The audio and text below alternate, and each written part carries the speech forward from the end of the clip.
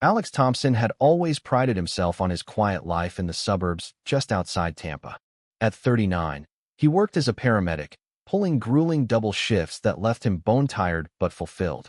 His modest home in the Oakwood Estates neighborhood was his sanctuary, a place to unwind after saving lives on the chaotic streets.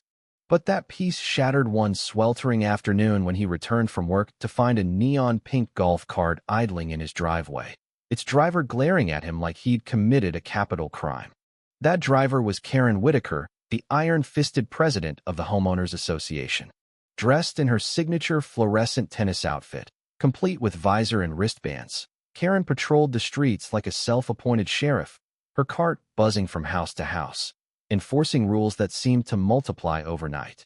Neighbors whispered about her controlling ways, how she'd turn a minor infraction into a neighborhood scandal. Alex had mostly ignored her until now. "You're blocking my path, Mr. Thompson," she barked, snapping photos of his truck with her phone. "This driveway is an HOA-designated thoroughfare for official vehicles." Alex blinked in disbelief. His own driveway? After a 16-hour shift? He tried to explain, but Karen wasn't listening. Days later, a $65 fine arrived via email, copied to the entire neighborhood listserv, and a bright yellow notice was taped to his front door for all to see. It accused him of obstructing her golf cart, labeling it a safety hazard. Furious, Alex appealed the fine at the next HOA meeting. Karen's committee, stacked with her cronies, denied it outright, slapping on an extra $50 for inappropriate conduct during the appeal. Whispers rippled through the room. Some neighbors averted their eyes. Others nodded in silent agreement with Karen's power play. Alex dug into the HOA charter that night, poring over dusty documents under his kitchen light. No mention of golf carts as official vehicles or driveways as thoroughfares. Emboldened, he requested financial records to see where these fines were going. Karen's response? A curt denial, citing privacy concerns. The audacity ignited something in Alex, a fire he hadn't felt since his paramedic training days. He reached out to his old college buddy, Mike Reynolds, a sharp real estate attorney in the city.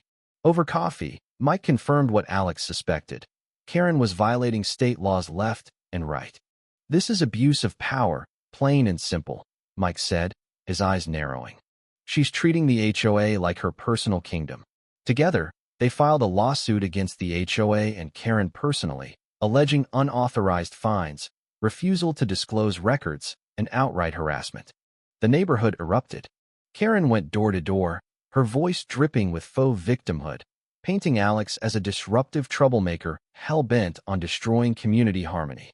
"He's attacking the very fabric of our safe haven," she'd cry, rallying supporters who feared her wrath more than they disliked her rules. The courtroom became a battleground. The judge, a no-nonsense veteran of petty disputes, allowed discovery, forcing the HOA to hand over records. Subpoenas flew, and what they uncovered was explosive. $10,000 funneled to a defunct landscaping company owned by Karen's cousin. Fake invoices for work never done. In the packed gallery, gasps echoed as Alex's lawyer presented the evidence. Karen squirmed on the stand, her neon attire clashing with the somber wood paneling. The judge issued a stern warning. "This smells like corruption, MS. Whitaker, tread carefully." But Karen didn't. Veiled threats started slipping into conversations, hints that Alex's troublemaking could lead to worse. Paranoid but prepared, Alex installed security cameras around his property. One foggy night, they captured a shadowy figure sneaking onto his lawn, planting a fake utility flag to mimic a code violation. The footage was grainy, but the pink golf cart retreating in the distance was unmistakable. Alex added it to the case file, his heart pounding with a mix of fear and vindication. Was this sabotage? The neighborhood buzzed with rumors, dividing residents. Some saw Karen as a bully finally exposed. Others defended her as a dedicated leader unfairly targeted.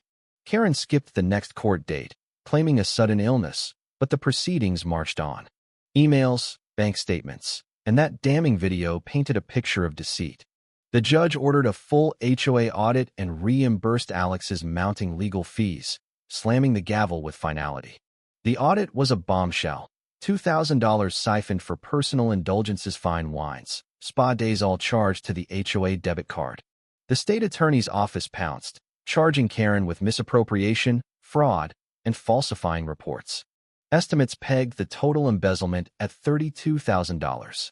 An emergency HOA meeting convened in the community center, where residents unanimously booted her from the board. Fines were refunded, and non-medical golf carts were banned from sidewalks, a direct slap at Karen's pink chariot. The investigation snowballed. Detective Maria Lopez, a tenacious investigator with a reputation for unraveling white-collar schemes, dug deeper. Unpaid vendors like Apex Paving came forward, invoices ignored while funds vanished into shell companies such as Riverside Lawn Care fronts for non-existent projects. A former board member, Jack Harlan, broke his silence, producing forged signatures on approvals that funneled cash straight to Karen's pockets. The arrest was dramatic. Sirens wailed as officers cuffed her in broad daylight, her neighbors watching from curtains. A video of the takedown circulated online, sparking heated debates. Was this justice or overreach? Supporters argued HOAs protected property values, but critics decried them as petty dictatorships. In the aftermath, an interim board led by Elena Vargas stepped in, proposing sweeping reforms, term limits, transparent finances, and resident oversight. Karen, cornered, took a plea deal guilty to fraud and embezzlement, full restitution, hefty fines, and a 5-year ban from any nonprofit boards. The neighborhood breathed easier. Residents planted vibrant flower beds without fear of fines, painted fences in bold colors, and even auctioned off Karen's infamous golf cart, the proceeds funding a community playground. But the saga wasn't over. Digging into insurance claims, investigators uncovered more. Karen had forged documents for $12,000 in bogus storm damage repairs, even faking Alex's signature as a witness. His testimony sealed it, escalating the case to federal wire and insurance fraud charges, crossing state lines in a web of deceit. Federal agents raided her home at dawn, the local news helicopters circling overhead, branding her the HOA queenpins fall from grace. More victims emerged. Elderly residents pressured into donations, families threatened with liens over trivial complaints. An ethics panel was formed, but debates raged. Were HOAs necessary evils or breeding grounds for tyrants like Karen? In the end, the civil suit wrapped with a bang. The judge ordered Karen to liquidate assets, her luxury car, jewelry to cover restitution. Alex received compensation for the defamation that had tarnished his name. The neighborhood transformed. The first resident-led potluck in the park drew crowds, laughter echoing where tension once reigned. New rules encouraged gatherings, surveys guided fund use, fostering a sense of belonging long absent. Alex's house stood as a beacon, his restitution envelope tucked away as a reminder.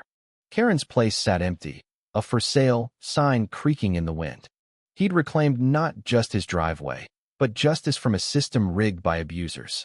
Yet, the controversy lingered. Had one man's fight exposed a deeper rot in suburban America, or was it just another power struggle in paradise? Neighbors still argued over beers, but one thing was clear: the quiet paramedic had sparked a revolution.